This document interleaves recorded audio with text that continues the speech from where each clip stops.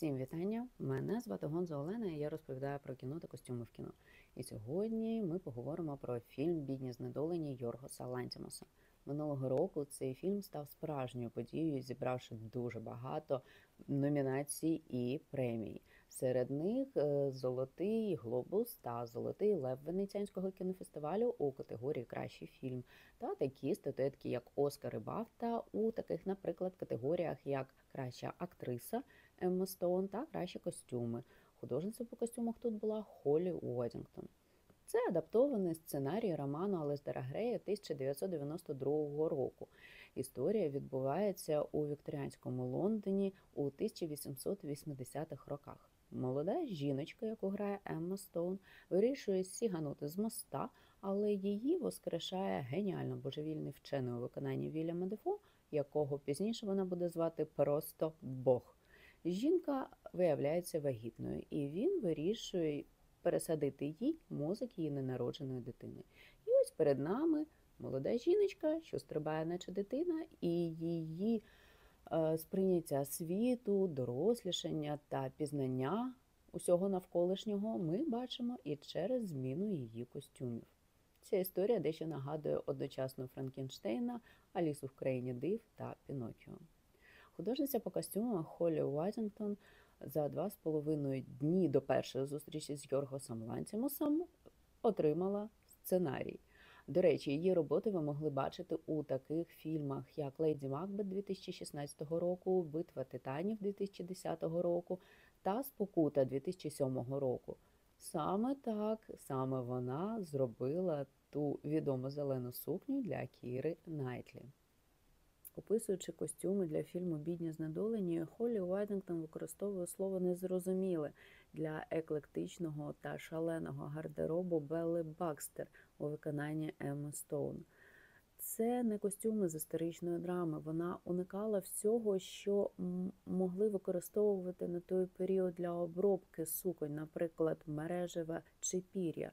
Натомість вона отримала зелене світло Йоргоса Лантімоса щодо посилань на різні періоди моди. І тому, коли ми бачимо білі чобітки на Беллі, це омаж космічному одягу Андре Курежа 1960-х років, а ще є підмігування до одягу 1930-х років Ельзи Скіапареллі. Багата кольорова палітра надала змоги передати розкіш 19 століття, і водночас саме ці омажі надали свіжості цьому одягу. Разом із консультантом по костюмах Шоною Хіт, художник по костюмах надала смислові шари у кожну поверхню.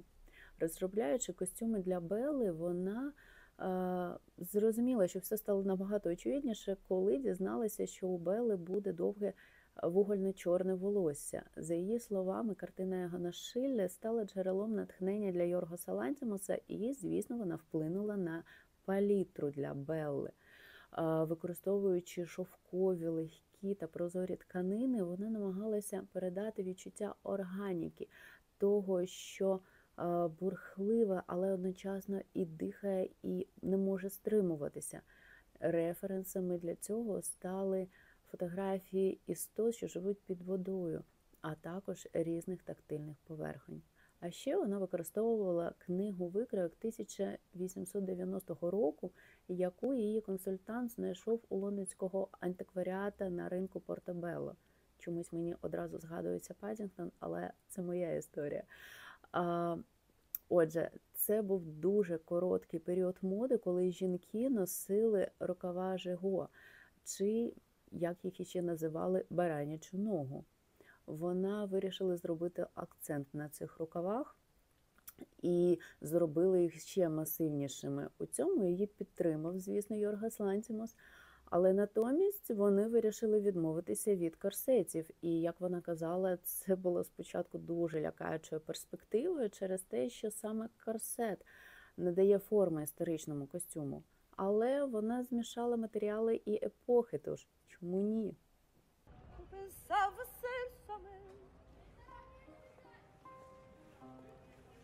Для створення фільму було 22 тижні підготовки та 11 тижнів зйомок. Команда Холлі Уоддінгтон нараховувала близько 40 осіб, дуже різних майстрів.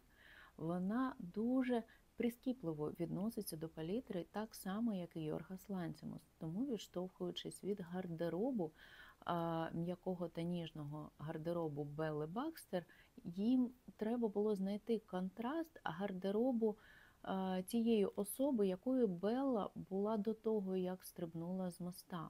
На початку фільму ми її бачимо у темно-синій сукні. Це не просто синій, він дуже насичений, навіть трошки токсичний. Для того, щоб знайти саме цей колір, барвниця, що постійно працювала з Холлі Уоддінгтон, зробила близько 20 зразків того, якого синього вони взагалі можуть досягти. І для того, щоб Холлі знайшла ідеальний варіант.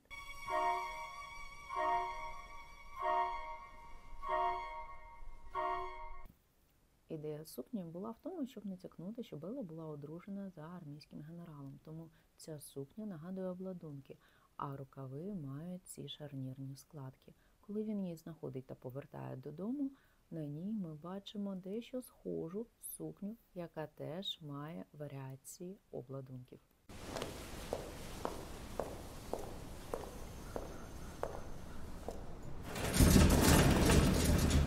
Костюми Белли змінюються по мірі її морального дорослішання.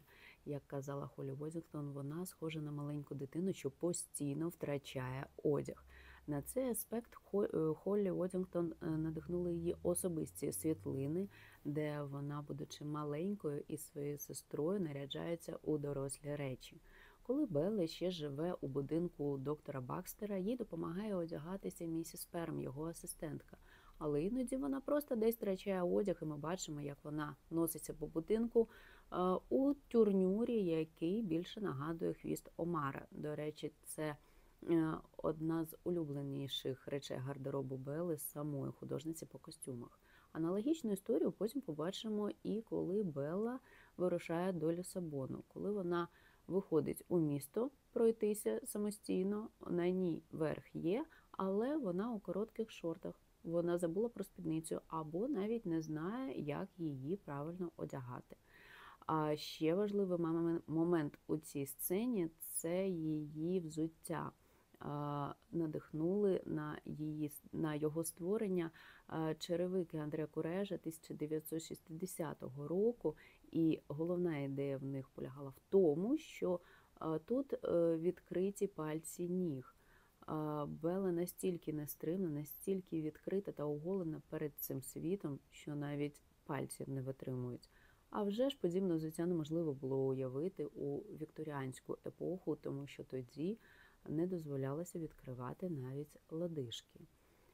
Ще момент одягу дуже цікавий – це верх з рюшами, який вона періодично надягає. Він заснований на одному скромному елементі вікторіанських суконь, який прикривав зону декольте і нагадував маніжку чи маленький нагрудник.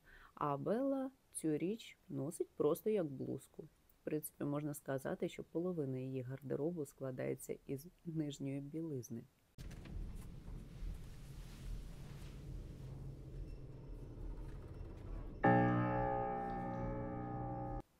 Її сексуальне пробудження досліджується далі, коли вона потрапляє до паризького борделю. Уоддінгтон намагалася зробити щось таке, щоб не виглядало порнографічним. На той час борделі у Паризі мали свою особливу палітру. І Уоддінгтон хотілося знайти щось таке, щоб виглядало найменш сексуальним. Це, а вже ж, нюдові, нейтральні кольори. Тому завдяки цій відсилці вона зробила ту картинку, яка виглядає доволі м'яко та гармонійно. Кардинально гардероб Белли змінюється, коли вона потрапляє до медичної школи.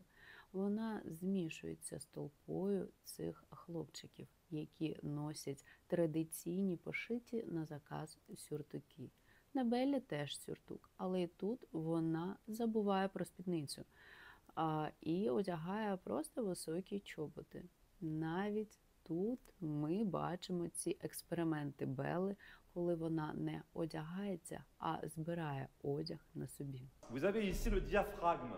Diaphragme qui est d'une importance. Весільну сукню Емми Бакстер можна назвати архітектурним шедевром.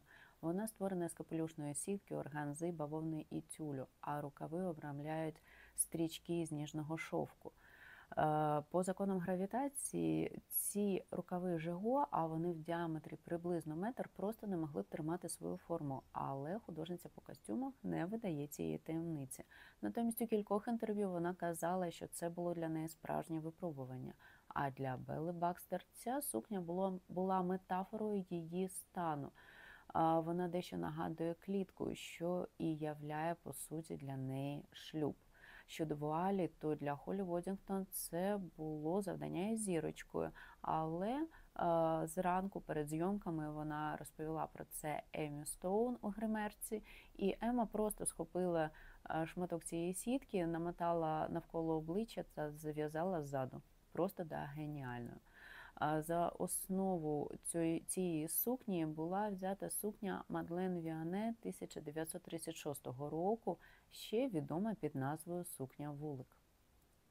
А зовнішній вигляд доктора Бакстера у виконанні Вільяма Дефо був натхнений виглядом самого автора роману «Бідних знедолених» Алістера Грея.